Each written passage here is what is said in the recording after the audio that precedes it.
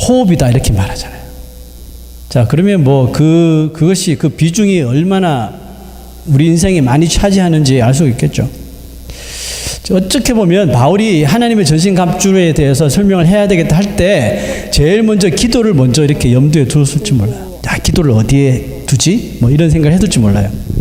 하지만 바울이 로마 군인이 그 시대에 가지고 있는 그런 무기나 장비를 통해서 이제 하나님의 전신갑주에 이렇게 짝을 맞추어 나가다 보니까 여기도 아닌 것 같아, 저기도 아닌 것 같아, 기도가 들어갈 자리를 발견하지 못했을지도 모른다는 생각이 들었어요. 한번 들어보세요. 기도의 허리띠, 기도의 흉배, 기도의 신발, 기도의 방패, 기도의 투구, 기도의 검. 어때요? 좀 어색하죠? 왜냐하면 우리가 6가지 전신갑주의 의미를 이미 다 배우고 또 이해했고 그런 시간이 지난 후기 때문에 아마 어디에도 기도가 이렇게 들어가기에는 조금 어울리지 않는다는 느낌이 분명히 들죠. 그러다가 갑자기 이런 생각이 들었어요. 그 당시에는 사도 바울이 기도를 어떻게 비유할 만한 무기나 도구가 없었던 게 아닐까 이런 생각이 들었어요. 그렇죠. 그 시대에 무기나 그래봐야 몇 있나요? 요즘은 많지만. 그래서 만약에 바울이 지금 시대, 이 시대의 군인들을 가지고 이 예를 들었다면 여러분 기도를 사도 바울이 어떤 무기나 어떤 이런 도구에 포함을 시켰을 것 같습니까? 요즘 얼마나 무서운 무기가 많습니까?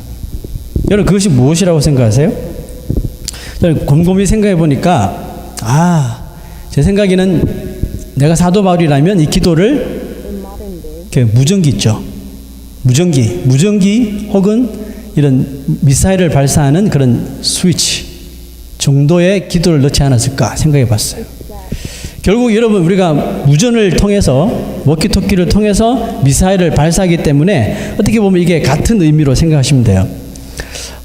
현대 전쟁에서 미사일은 어떤 무기들보다도 아주 강력하게 사용되고 있죠. 총 몇 번 쏘는 것보다 미사일 한 방 쏘면 끝나는 거잖아요.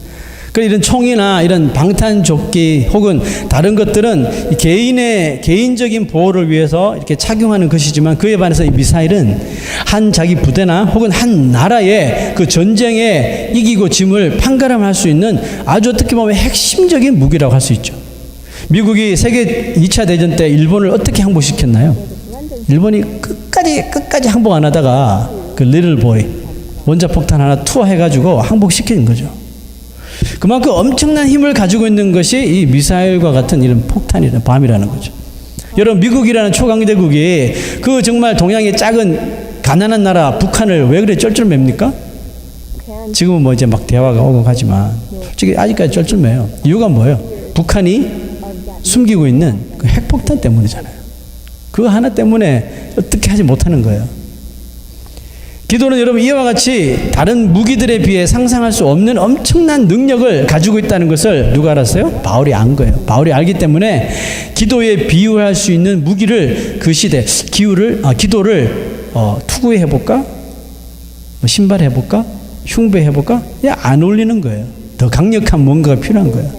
그래서 결국은 미루다가 기도를 맨 마지막에 그러니까 보니까 하나님의 전신갑주를 다 아우를 수 있는 그 아주 중요한 것이 기도였다는 거죠. 그래서 기도의 중요성에 대하여 길게 기록했을 거라고 저는 생각합니다. 제 생각이에요. 여러분 본문을 다시 한번 보세요. 자, 한번 읽어볼까요? 시작. 모든 기도와 간구를 하되 항상 성령 안에서 기도하고 이를 위하여 깨어 구하기를 항상 힘쓰며 여러 성도를 위하여 구하라. 다음 줄요. 또 나를 위하여 구할 것은 내게 말씀을 주사 나로 입을 열어 복음의 비밀을 담대히 알리게 하옵소서 할 것이니. 자, 여러분 사도 바울이 말한 이 기도에 대한 본문을 통해서 알 수 있는 것은 기도의 능력이라고 하는 것은 기도의 능력의 그 레인지가 그냥 한 개인에게 국한된 게 아니라 이것이 아주 멀티플하다는 거죠. 여러분 다른 군인들이 소지하고 있는 무기들이 개인을 위한 것이라면 이 기도라고 하는 것은 개인에서부터 어떤 그룹 어떤 공동체 나가서는 모든 나라에 이르기까지 그 기도가 발휘하는 그 영역이 엄청나게 끝이 없이 넓다는 거죠. 자, 그러므로 더 놀라운 사실은 뭐냐면 여기 계신 우리 한 사람 중에 누가 지구 반대편에 있는 어떤 나라가 지금 힘들고 어려움을 당한데 내가 결심하고 그 나라를 위해서 기도할 거야 하고 작정하고 여러분 그 나라를 위해서 하나님 앞에 부르짖는다면 그 기도를 통해 놀라운 능력이 임할 수 있다는 사실입니다. 그런 의미로 볼 때 기도는 뭘까요? 기도는 아까 무전기라 그랬죠. 기도는 하나님의 이런 서포트, 하나님의 완벽한 지원을 부를 수 있는 영적인 라디오, 무전기라는 거죠. 다시 한번요. 기도는 하나님의 지원을 부를 수 있는 영적인 무전기라는 거죠. Do we have a radio? 무전기 가지고 있어요? 저는 있는데. 여러분, 이 지원이라는 것이 굉장히 폭이 넓기 때문에 우리가 하나님께서 기도자에게 베풀어주는 서포트는 우리가 다 상상하지 못할 정도예요. 자, 성경에서 예를 한번 들어볼게요. 사도 베드로가 예수님의 수제자죠. 베드로 사도가 복음을 전하다가 감옥에 갇히게 되죠. 감옥에 갇혔을 적에 그 동료들과 그 교회 성도들이 뭐 했을까요? 모여서 베드로가 감옥에서 무사히 나오도록 기도하기 시작했어요. 자, 사도행전 12장 봅시다. 자, 읽어봅시다. 시작. 이에 베드로는 옥에 갇혔고 교회는 그를 위하여 간절히 하나님께 기도하더라.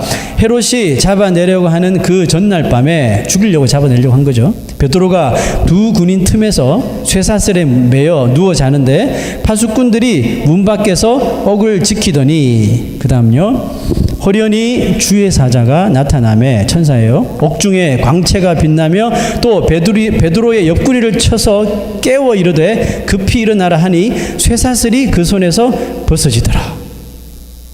무슨 일이 일어난 거예요? 기적이 일어난 거죠. 베드로가 그렇게 천사의 도움으로 감옥에서 빠져나와요. 제일 먼저 어디로 갔을까요? 성도들이 기도하는 곳에 왔습니다. 가보니까 성도들이 여전히 기도하고 있는 거예요. 우리 베드로를 살려주시고 베드로를 위해 기도하고 있는 거예요. 그리고 기도하는 성도들은 그들의 기도가 실제로 이루어진 것에 대하여 믿지 못해요. 그죠? 베드로가 왔어요. 그러니까 너 미쳤니? 기도하면서 너 미쳤니? 이렇게 하는 거예요. 근데 그들의 기도가 실제로 이렇게 일어난 것에 대해서 나중에 듣죠. 자기 어떻게 감옥에서 나왔는지 깜짝 놀라는 거죠. 와, 정말 우리가 하는 기도가 실제로 이렇게 이루어지네. 그냥 이루어지는 것이 아니라 정말 기적적으로 천사를 동원해서 이렇게 일어나는 기도의 능력에 대해서 사람들이 깜짝 놀라게 되죠. 이렇게 여러분, 기도는 어려움에 처한 사람을 도울 수 있도록 우리가 하나님의 지원을 받을 수가 있는 거예요. 그래서 바울은 아까 뭐라고 했습니까? 여러 성도를 위하여 기도하라, 이렇게 말한 거죠. 여러 성도를 위하여, 내가 모르는 사람들에게까지도 기도하라는 거죠. 그리고 한 사람이 여러분 작심하고 기도할 때요, 일어날 수 있는 하나님의 지원이라는 것은요, 여러분 정말 상상을 초월합니다. 정말 얼마나 하나님의 스케일이 큰지 몰라요. 우리는 째째하지만 하나님의 스케일이 크셔요.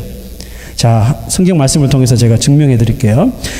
열왕기하 6장 13절 보겠습니다. 읽어봅시다. 시작. 왕이 이르되 너희는 가서 엘리사가 어디 있나 보라. 내가 사람을 보내어 그를 잡으리라. 왕이 이에 말과 병거와 많은 군사를 보내매 그들이 밤에 가서 그 성읍을 에워쌌더라. 여러분, 엘리사 선지자죠. 프로페트. 엘리사 한 명 붙잡으려고 이 아람이라는 나라에서 왕이 군대와 뭘 보냈어요? 병거와 많은 군사를 보내서 그 엘리사의 집을 에워싼 게 아니라 엘리사가 살고 있는 그 타운을 그냥 에워싸 버렸대요. 도망 못 가게. 여러분, 왜 이렇게 많이 보냈을까요? 엘리사가 뭐 삼손처럼 힘이 막 엄청나게 센 것도 아니고, 그 나라의 왕도 아니고, 아주 뭐 중요한 폴리티션도 아니고, 정치인도 아니고요. 왜 이 아람 나라의 왕은 엘리사 한 사람을 붙잡기 위해서 이렇게 엄청난 인력을 동원했을까요? 자, 이유가 딱 한 가지죠. 그건 엘리사 한 사람의 그 영향력이 어느 정도인지를 잘 나타내 주고 있다고 보면 돼요. 자, 그 다음 구절 한번 봅시다. 읽어봅시다. 시작. 그때에 아람 왕이 이스라엘과 더불어 싸우며 그의 신복들과 의논하여 이르기를 우리가 아무데 진을 치리라 하였더니 하나님의 사람, 엘리사죠. 하나님의 사람이 이스라엘 왕에게 보내 이르되 왕은 삼가 아무 곳으로 지나가지 마소서 아람 사람이 그곳으로 나오나이다 하는지라. 이 엘리사가 다 알고 알려준 거예요, 왕에게. 자, 그 다음 구절 보세요. 이스라엘 왕이 하나님의 사람이 자기에게 말하여 경계한 곳으로 사람을 보내 방비하기가 한두 번이 아니죠. 이게 한두 번이 아니네요. 자, 이랬더니 무슨 일이 일어났어요? 이러므로 아람 왕의 마음이 불안하여 그 신복들을 불러 이르되 우리 중에 누가 이스라엘 왕과 내통하는 것을 내게 말하지 아니하느냐. 스파이가 있지 않고서는 이런 일이 일어나지 않는다는 거죠. 그랬더니 그 다음 구절 보세요. 그 신복 중에 한 사람이 이르되 우리 주 왕이여 아니로소이다.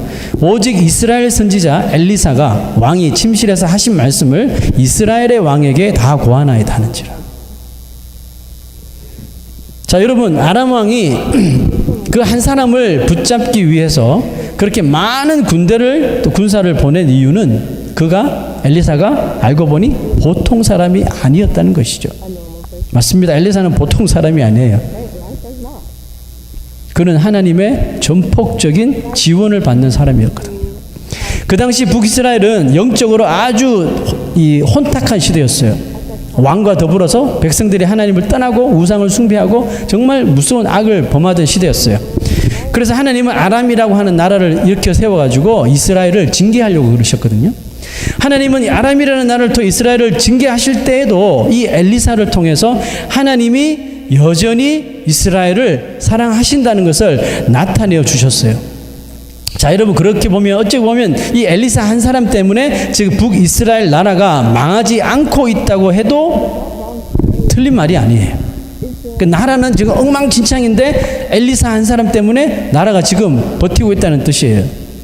하나님은 그 악한 시대에 하나님과 교통하는 한 사람, 그 엘리사가 얼마나 이뻐 보였을까요? 이렇게 하나님은 세상이 아무리 이러면 악해도요, 하나님께서 쉽게 이 세상을 정말 노아시대처럼 그렇게 막 다 파괴시키지 않는다고요. 이유가 뭔지 아세요? 이유는 그 중에라도 하나님 앞에 이 나라의 죄, 이 백성의 죄, 이 민족의 죄를 위해서 끊임없이 회개하고 부르짖는 기도자들이 있기 때문에 그렇습니다.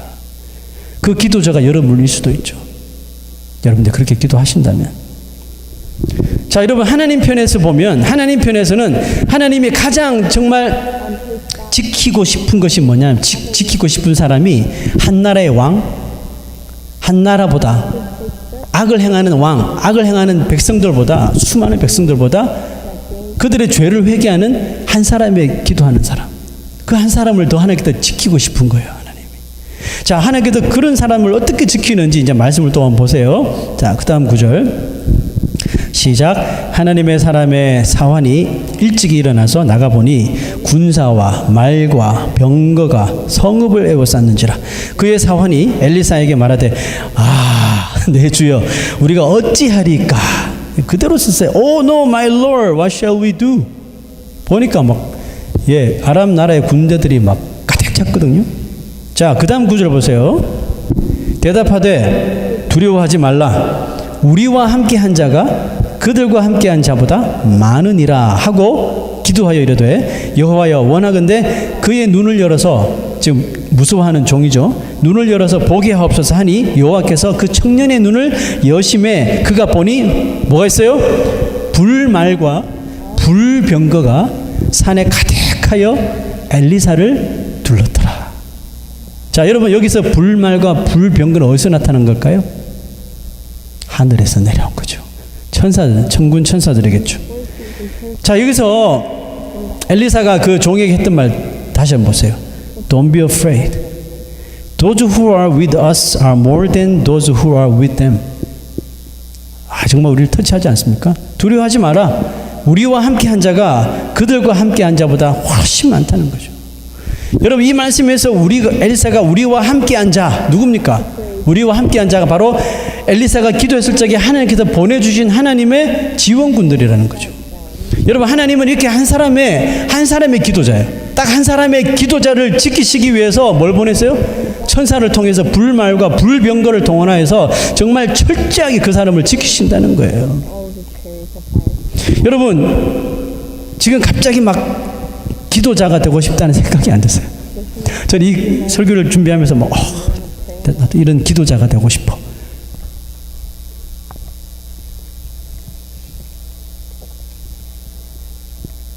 기도의 사람 E.M. 바운즈라는 사람 있죠. 그 목사님이 그의 많은 기도에 대한 이 저서 중에 이런 글을 쓴 책이 있습니다. 한번 잘 들어보십시오.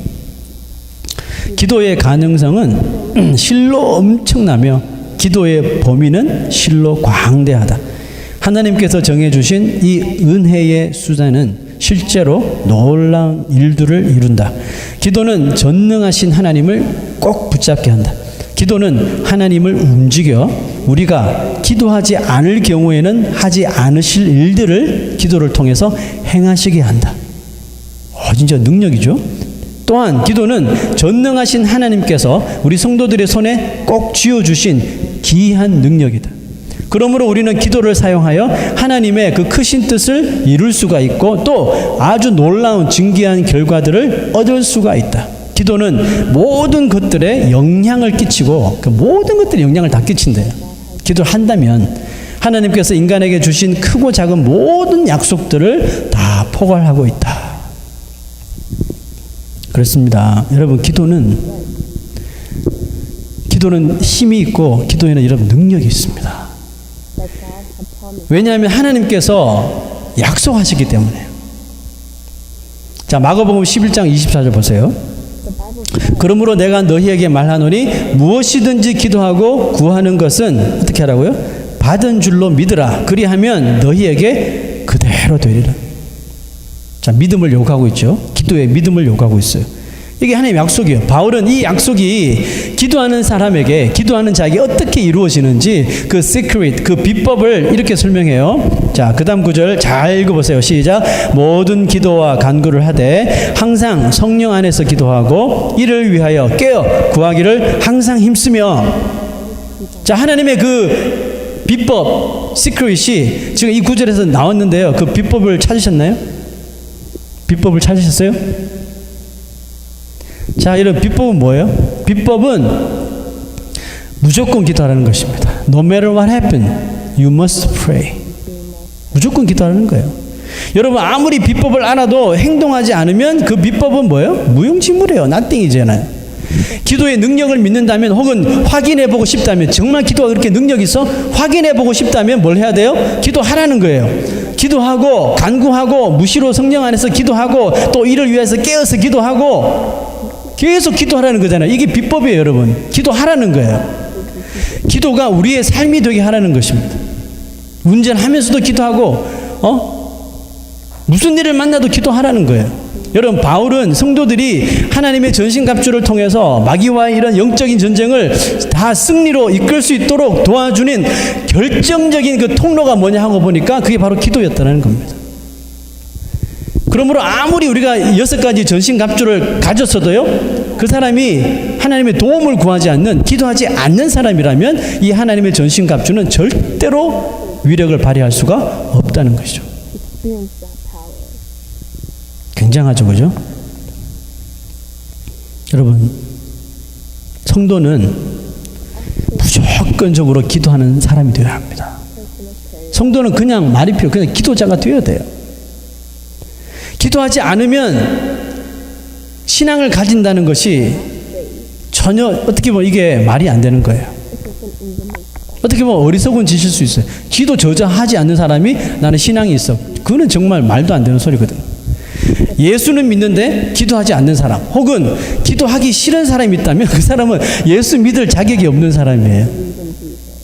여러분, 예수 믿으면서 기도하지 않는 사람은 어떤 사람이냐 하면 교회는 다니고 내가 예수를 믿는다고 말하지만 정작 자기 자신의 삶은 내 마음대로 내 뜻대로 살겠다는 뜻이고요. 그런 사람이거든요. 그래, 신앙과 상관이 없는 사람이에요. 여러분, 제 말이 좀 심하게 들릴지 모르지만 사실이 그런 듯해요. 바울은 기도를 하려면 기도하는 사람이 바른 기도를 하라고 말하고 있습니다. 여러분, 바른 기도가 뭘까요? 자, 여기 9절에서 바른 기도는 뭐냐 하면 성령 안에서 기도하는 거예요. Pray in Holy Spirit. 여러분, 성령 안에서 기도해 보셨어요? 여러분, 왜 성령 안에서 기도해야 할까요? 자, 여러분, 기도는 누구에게 하는 거죠? 하나님께 하는 거죠. 그렇다면 하나님의 마음을 잘 우리가 알 수 있다면 그 기도가 술술술 더 잘 되겠죠. 하나님을 전혀 모르는 것보다는 하나님을 잘 알면은 기도가 더 잘 되겠죠. 자, 여러분, 우리가 하나님의 마음을 어떻게 알 수 있어요? 바로 하나님의 영이신 성령께서 제일로 잘 아시겠죠. 그렇다면 우리가 성령 안에서 기도한다면, 성령과 함께 기도한다면 성령께서 우리의 기도를, 그 사람 기도를 잘하는 사람이든지 못하던 사람이든지 처음 하는 사람이든지 오래 한 사람이든지 성령께서 우리의 기도에 관여를 하신다는 뜻이에요. 자, 그러면 성령께서 어떻게 우리의 기도를 도우실까요? 그걸 찾아야 되겠죠. 로마서 8장 26절 아주 중요합니다. 읽어봅시다. 시작. 이와 같이 성령도 우리의 연약함을 도우시나니 우리는 마땅히 기도할 바를 알지 못하나. In the same way, the Spirit helps us in our weakness. We do not know what we ought to pray for. 이럴 때 있죠. 저도 그럴 때 있어요. 기도가 안 되는 거예요. 이런 거 뭐 기도가 막혔다 그럴 때. 기도도 막혀요. 아무리 기도하려고 해도 기도가 나오지 않을 때가 있죠. 그게 이유가 두 가지예요. 너무 지금 상황이 어려워요. 너무 어려움 때문일 수도 있고, 두 번째는 영적으로 너무 기갈된 거예요. 영적으로 너무 메말라 있는 거예요. 하나님과 너무 떨어져 사는 거예요. 이 두 가지 이유 될 때 기도가 안 나와요. 한숨만 푹푹 나오죠. 이럴 때가 성도가 가장 연약한 때죠. 그죠? 가장 어떻게 보면 불쌍할 때죠. 성도로서 가장 불쌍할 때. 그럴 때에도 우리가 그래도 살 길은 기도밖에 없지. 그럴 때라도 우리가 기도하겠다고 기도의 자리를 선택할 때 이게 길이 이것밖에 없어요. 주님하고 그냥 주님하고 무릎 꿇어버릴 때. 그럴 때 성령께서 가만히 계시지 않는다는 뜻이에요. 성령께서 우리 마음에 찾아오셔서 He does something. 우리 뭔가를 하시는데요. 자, 그 다음 구절 한번 보세요.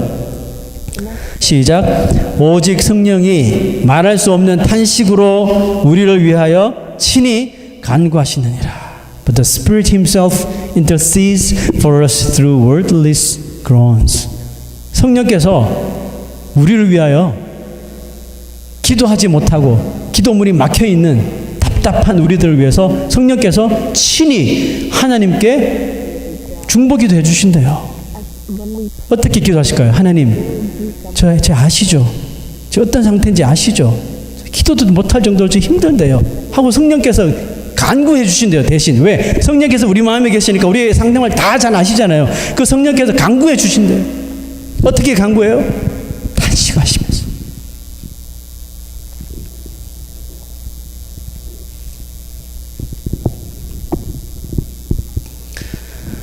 성령께서 우리를 대신해서 기도해 주시는 것만 해도 성령이 하나님이시잖아요. 우리를 위해서 대신 기도해 주시는 것도 감사한데 그냥 하시는데 안 돼요. Wordless groans. 말할 필요 없이 탄식하시는데 그냥. 우리도 그러잖아요. 하나님 앞에 기도할 때 안 돼. 막 울잖아요. 이것처럼 성령께서 우리를 위해서 탄식하시면서 중보기도 해 주신대요. 정말 놀랍고 감동적이지 않습니까? 그러니 힘내시고 기도의 자리에 앉으라는 뜻입니다.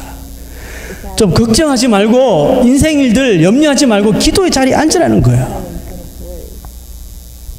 성령님은 우리가 기도하려고 시간을 정하고 하나님께 이렇게 엎드릴 때 우리의 기도를 도와주시기 위해서 오시는 거예요.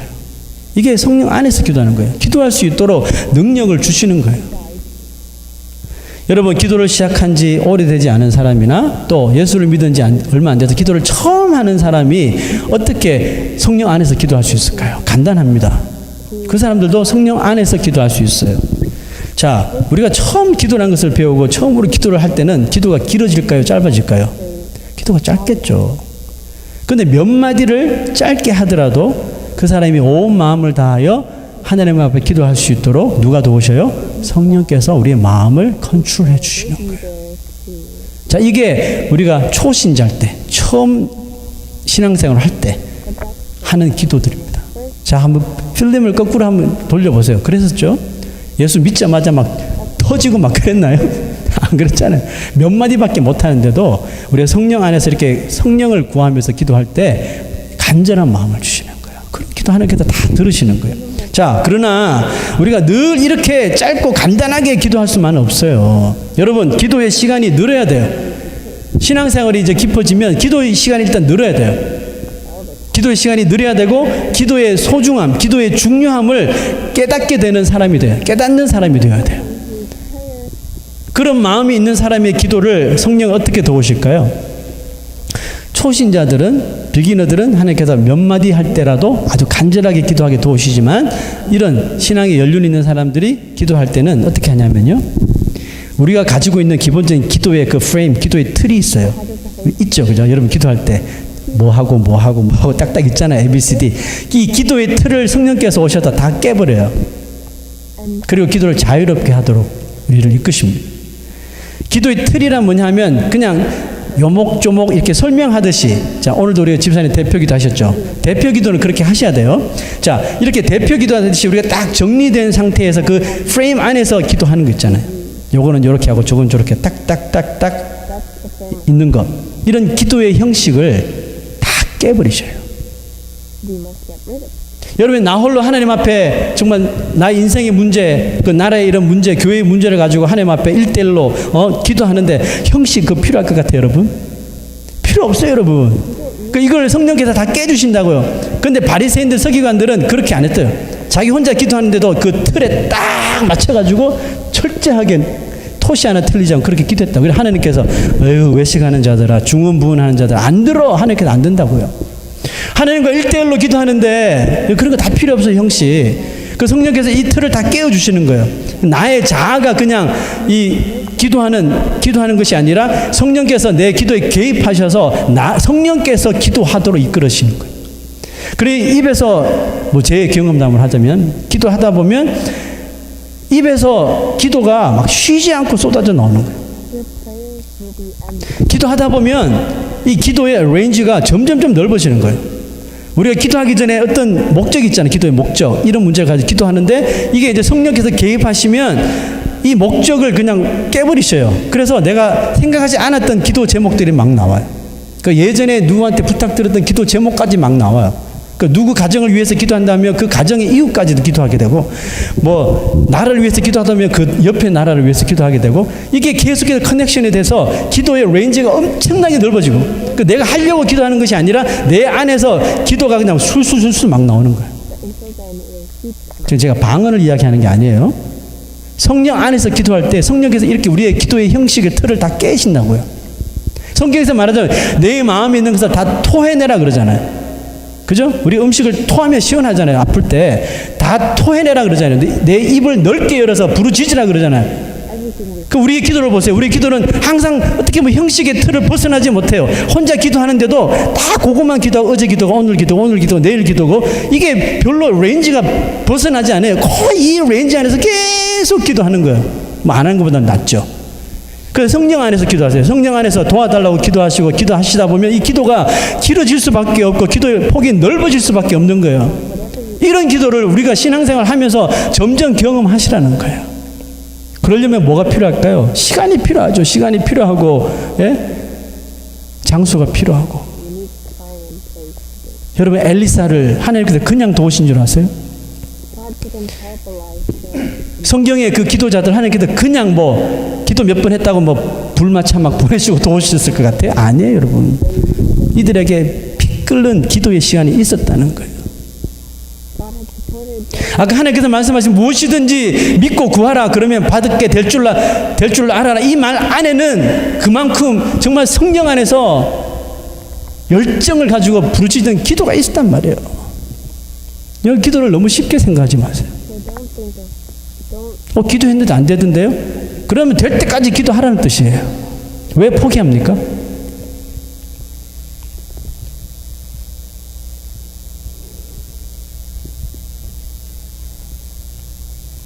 성도 여러분, 기도의 능력을 믿으시고 기도하셔야 됩니다. 믿고 구하라 그랬죠.